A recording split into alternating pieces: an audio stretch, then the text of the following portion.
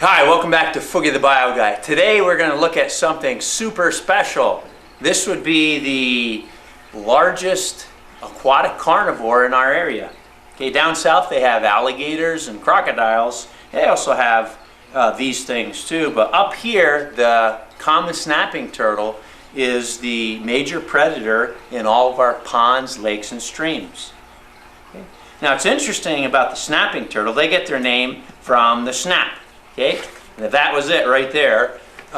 They need to have that. They're the only turtle in our area that snap like that, and they have to because out of water they have no defense mechanism. The land turtles can actually retract these feet and their head into their shell, but because of the buoyancy, the extra buoyancy, it lends the snapping turtles to put on more biomass or to get bigger because they can float. Because of that extra body size, they cannot retract their heads or their legs into their shell. So this is what scientists believe, why they believe that these guys actually developed that snap, and that's where they get their name from. Chelydra serpentia is the Latin name, the scientific name.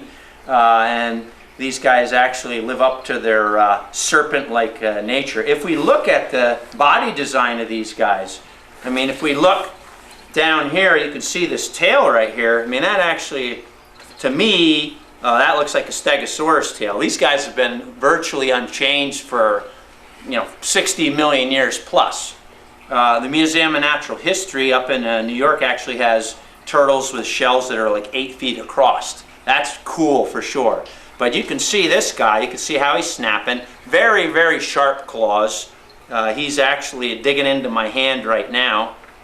And the way to pick up snapping turtles is by the shell, or the biological name is the carapace. Okay? If you pick them up by the tail, it actually can hurt them. It can separate those vertebrae in the vertebral column. We're going to flip them over here so we can take a peek at them. Okay? So this part right here is called the plastron, and the shell is called the carapace. Okay, you can see the claws, and what they do with those claws, aside from digging in my hand, is it helps them in feeding. These guys are opportunists. They will submerge their bodies. They'll go under the mud and they'll travel 2, 3, 4 feet. And they'll pop up just so their head and their nose is above the mud. And when something comes along, he can actually hit my hand from here. So I got to be careful, okay? These guys are opportunists. So if that was a fish, if my hand was a fish and it's swimming along, you could see how high he got. He could just reach up there and snap that, snap that fish, so on and so forth, a prey, and then they swallow it. They're also carrion eaters, and so if they were to, for example, rip the belly out of a bigger fish and the fish swam off and died, they could find it later on. They have a very acute sense of smell underwater, which is odd for you and I. You wouldn't think you'd be able to smell anything, but they certainly can. So they cruise at nighttime along the shorelines, along these ponds, and they'll find that dead fish or a dead frog, so on and so forth. They would grab it with their beaks, and then they use those fingernails, those toenails, to shred it, like Freddy Krueger. They just shred those things, and then they eat the pieces. But this guy's pretty cool. I'd say it's about a 25-pounder. I've seen him. I've actually caught them. The biggest one I ever caught was 42 pounds. I've seen one, which I'd like to grab, just so we can look at it, in excess of 50 pounds. But these guys are cool. The only time you're gonna see these guys out of water is 2 reasons.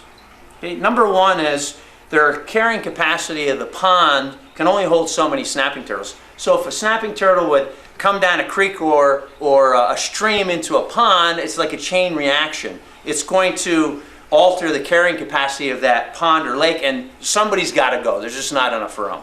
So you can find them migrating across, and they have a very, very good sense of direction. I could take this turtle and I could put it on a hillside in the middle of nowhere, and it knows where the water, it can sense the water, and certainly it would go downhill because that's where we find water, but they can find water. The other time we would find these guys is this time of year. They're all breeding right now. And after they breed, they lay their eggs on the land. They would leave and they would go. They lay about anywhere between 10 and 80 eggs depending on the size. They dig a hole in the ground, they bury them, and then the constant ground temperature, 54-ish, plus the sun beating down it, it's the perfect incubation. Now these guys obviously don't stay with their young. It's a scramble. Just like sea turtles we see going from the beach, running the gauntlet to the shore, these guys do the same thing. They're predated upon. Raccoons, possums, they dig them up, they eat the eggs. These little guys, until they find the pond, are vulnerable. So you don't find snapping turtles on land too much, but those would be the few times that you would. But this guy right here, pretty neat looking. We look at it one last time, and he's going to say goodbye for Foogie the Bio Guy. We'll see you next time.